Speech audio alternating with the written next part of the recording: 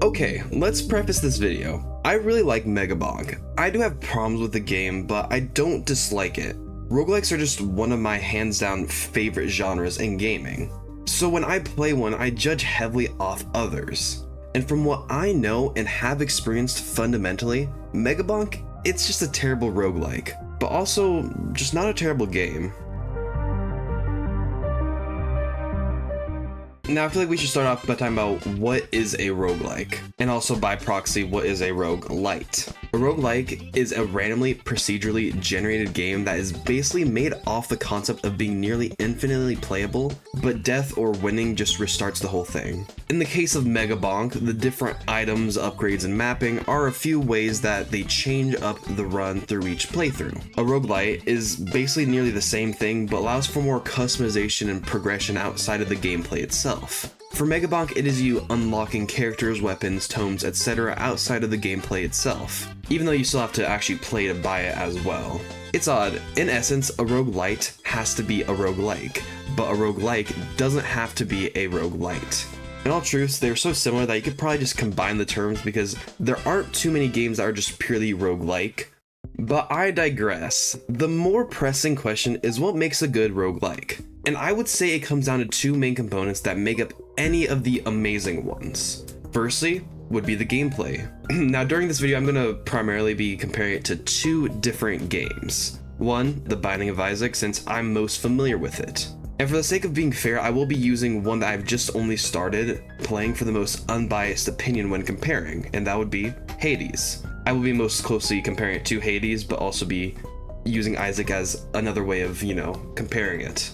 But before we go too deep into this video, I want to say, if you enjoy this video, please subscribe. It would make my day, show that I'm doing something right with these videos, and just enjoy. So finally, what is Megabonk? Well, Megabonk's gameplay is pretty simple in nature. You got these two characters, for now, and you pick one. I like the fox. You generally don't need to aim a weapon, but some do need you facing certain ways to hit people, which is lame. You collect money in these, XP crystals whenever you kill an enemy, and the occasional silver for outside use. Those crystals let you level up, which is either how you A, upgrade your weapons and tomes, the upgrade being dependent on the rarity, tomes being things that give you funny stat ups, or B, get new ones, which can hopefully then synergize to make better builds. Money can do a lot. You can open up chests for items, which can do a multitude of things, like give you more money, stat ups, or for all new effects. The power being dependent on how rare the item is itself. You also can get these items from vendors that sell random items that you can buy one of. Microwaves are used to duplicate certain items while sacrificing one random item of the same rarity at random. But other than that, you have shrines that you power up by staying near them that gives you random stat ups. Moais, probably fuck that one up. That gives you a random item of choice for free. Greed totems that raise the difficulty. Boss altars that makes any future boss or mini boss in that tier add one extra. A little risk reward if you shall. Random encounters are mostly for unlocks, tumbleweeds, vases, and probably more that I'm not even thinking of. Jesus Christ, this game has quite a bit to do in these stages. But outside of that, the gameplay loop itself is pretty simple, if anything kind of boring. You kill monsters, you have the occasional horde or mini boss comes at you and you try to survive all this. Your goal is to try and find the boss portal and kill it before these wisps come after you and try to kill you. They also get exponentially harder as time goes on, meaning that you have to be fast. I don't despise this gameplay loop, I just think it's pretty one-dimensional. It is almost purely RNG based with especially the stat increases. The items are almost always underwhelming, excluding a select few. And to be honest, I would just look at Isaac for example. When you get an item, you can physically see how it changes you and the run. More importantly, it feels a lot more impactful than almost any item in this game. Moreover, in Megabonk, anything that isn't a new weapon just doesn't feel all too impactful. Hades, on the other hand, is a roguelike light based around the son of Hades. What the fuck? I refuse to pronounce that after the last incident. You will be Z. Now there are definitely factors in this game beyond just these main 2 points I'm bringing up that makes this game amazing especially. The amazing Greek-inspired art direction, sound, lore in general makes it feel a lot more meaningful, especially when it's so deep and well done. And just overall, this game has a lot more detail put into every single ounce of it. But for gameplay in specific, it's really interesting. Now when describing Megabonk, I didn't put all too much emphasis into the combat. That's because there really isn't one in that game. Your biggest mind thinker in combat is, should I jump right now? While in Hades, you have to pay close attention to each enemy and when they attack to know when to dodge and when to strike. You also get to attack with your primary, a dash attack, an ultimate attack, and a little special attack. Just from the first moments of this game, you are doing and thinking a lot more about just the combat than in Megabonk really ever does. And to be fair, back to Isaac, the combat in that one is a lot more linear. You've mostly just got movement and tears. But as you learn and experience the game, you figure out how each monster works and how to play against them for your benefit. While in Megabonk, the only thing that needs to be remembered is where not to jump once again. Now what about the bigger, stronger suit of Megabonk? Things to do to progress yourself. In Hades, you choose a specific weapon to start out with, and that is it. Some may say then that it's worse than the multitude of weapons you get in Megabonk. I say the opposite. You have to learn how to play with all of these different playstyles, understand which weapons work best with different synergies and whatnot, and build your whole setup around that specific weapon and the playstyle it brings forth out of you. Now I think this game goes for quality over quantity in your interactions. You gain things like keys, darkness, time, blood, gemstones, and nectar for progressions use, which is a lot, even with Megabonk, but that's really just for upgrading yourself outside the gameplay itself. But then you have coins that can be used as shops for upgrades, healing, etc. A Centaur's Heart for HP increase, Palm of Power to upgrade godly abilities, Daedalus, sure, Hammer for weapon upgrades, and by accepting gifts from the gods, which gives you bigger, better things that can change up the gameplay or give you deadly effects.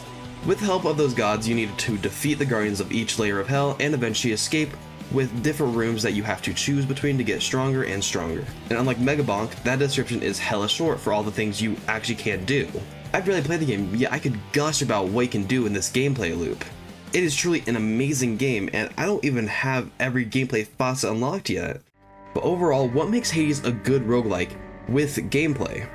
It's just how it gives you just enough choices beforehand to think about what you want to build, but not giving you the tools so easily to where you can expect a perfectly planned out run. Strategy being the big word here. Every choice is given as a possible synergy or start to a plan of sorts. That makes it amazing for strategy, which is what roguelikes strive on. Isaac uses strategy with how you synergize items, rig the game in your favor, or even simply whether or not to use a key, while Megabonk is just lacking. And once you pick your tomes and weapons, you just upgrade what's lacking or best for the build. The items 9 times out of 10 give you jack shit, and you can't rig towards items consistently enough to make a build. And setups, especially from your biggest time sink, the shrines, are a complete gamble if you get anything you even want or need. It feels completely RNG dependent, which is fine. All roguelikes are random, but when it feels like RNG matters more than skill, it starts to feel a little distasteful. Now, like I said before, there are 2 factors to a good roguelike. We just went over my multitude of problems with Megabonk's gameplay, but there is also a whole other side outside of the gameplay progression and completion. But for those that are astute, that isn't a part of a roguelike. Yeah, didn't think I'd be quizzing you today. Better be on your toes, bitches. These are the roguelite elements. Things in the game that aren't as pure to the concept of a roguelike. And surprisingly, I think Megabonk did a pretty good job overall. Especially for a video where I'm supposed to be hating on this stupid fucking game. So what are those outside of game aspects that are in Megabonk? And also more importantly, how do you achieve them? When loading in this game for the first time, you have 2 options. Play and unlocks. Simple enough. This is pretty integral in my eyes when having a roguelite feel beginner friendly. Just give them the base necessities and have them figure it out from there. In unlocks, you can see what you'll be progressing towards, those being the characters you play, the weapons you use for combat, the tomes you use for various stat upgrades, and the items that sometimes have purpose. Now, I quite like the character selections, to be honest. They are almost all based around you getting a weapon and doing another miscellaneous task to unlock them. They use that weapon you got along with some other stat ups per level and a few odd gimmicks, like Monk climbing walls, Spaceman not taking fall damage, and assassinating people. This lets you either choose a character so you can A, start up with a specific weapon, or B, scale up some sort of stat. The weapons, on the other hand, are a bit of a hit or miss, to be honest. I enjoy that most of them can be used depending on your build, but a lot of times I usually feel like whatever shoots the most is what I'm taking. Tomes are just dumb. With a game filled with so many stat ups, complementary to the beacons, do we also need 4 tomes in our inventory instead of 4 more weapons? And the items are basically the same as weapons, either you love it or you're indifferent towards it. The only difference is usually you just take it because why not? Now when actually going to play said game, you have the soon-to-be choice between 3 tiers of gameplay and challenges. I actually quite like a lot of these challenges. They either force you to be just a better player or add odd but fun changes to the game's dynamic. Although AFK gaming and pacifist did lead to me finally scheduling that lobotomy I've been holding back on. And the tiers are kinda aids, to be honest, and that kinda sucks because it is the main game. I hear that tier 3 adds a lot of cool mechanics to change up the game, but I will never get there because the scaling on 2 is so ass! My complaint is that tier 2 is way too hard for being after the incredibly fair and almost easy tier 1, leading to this feeling of the game is almost unfair, or this game needs me to unlock more, which is definitely not always true. But as you play, you get the quest tab, which is basically your way to see your completion, which is cool but not overly useful for anything other than convenience. And lastly, your shop, which upgrades a multitude of things like weapon and tome capacity, the ability to toggle, which isn't my favorite for roguelikes, but I digress, and new abilities with skips, refreshes, and banishes, which except for skipping is generally pretty good things to do that help the lacking strategy aspect of this game. Overall, I think the roguelite side of this game is fine. It's nice and easy, but also gives you a sense of progression that is pretty fun and fluid overall. Now how does Hades handle this? Holy shit! Alright, I'm going to need to paraphrase the shit out of this because I have no hope of being thorough and I don't even have everything unlocked yet, I think. Okay, so firstly, Darkness, this weird purple lean, is used for upgrading your stats, which makes you progressively stronger the more you play. Then you use gemstones and diamonds to renovate the main hub of this world, the House of Hades. Also, more towards the gameplay, you get new things like hot springs and new rewards for certain room types as you go along. Keys can unlock you new upgrades and give you new infernal arms, which all change up your run wildly through the weapons themselves, the upgrades you get through Daedalus' hammers, and aspects which you can change by unlocking and upgrading through Time Blood. Nectar and Ambrosia, which you can give to NPCs and gods for new trinkets and keepsakes. Trinkets give you a buff that can be crucial for a run and can be upgraded through using it more and more, while keepsakes are only given by a few and add a companion to help you once per run, and which can be upgraded through Ambrosia.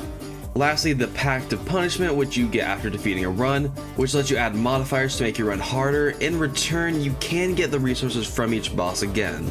Oh yeah, and you can get fish. Now how do I feel about this and the inevitable shit I missed? It is amazing, to put it shortly. The game gives you these things slowly so as to not overwhelm the player, so when you do get more and more things to work towards, you have more knowledge on each one to know where to pull resources. And more importantly, almost everything I mentioned either just enhances the runs or is wildly customizable, making each run feel like you're trying to aim for a specific build or playstyle. The only real complaint, which is definitely personal, is that I do feel like you do feel strained for resources sometimes, which leaves you with moments when you feel like you can't really progress in a certain area, and it can be just a little bit frustrating. Now when comparing the two, it is a closer race this time. I feel like they both do a fantastic job giving you things to do, make you feel a sense of progression, or the chance to play your run in a specific way. In Megabonk, that would be with the challenges, and in Hades with the Pact of Punishment. But I feel like Hades highlights a big flaw in Megabonk, which is player agency. See, in Hades, like I said, it really does feel like you are building the foundation of your run with what you get.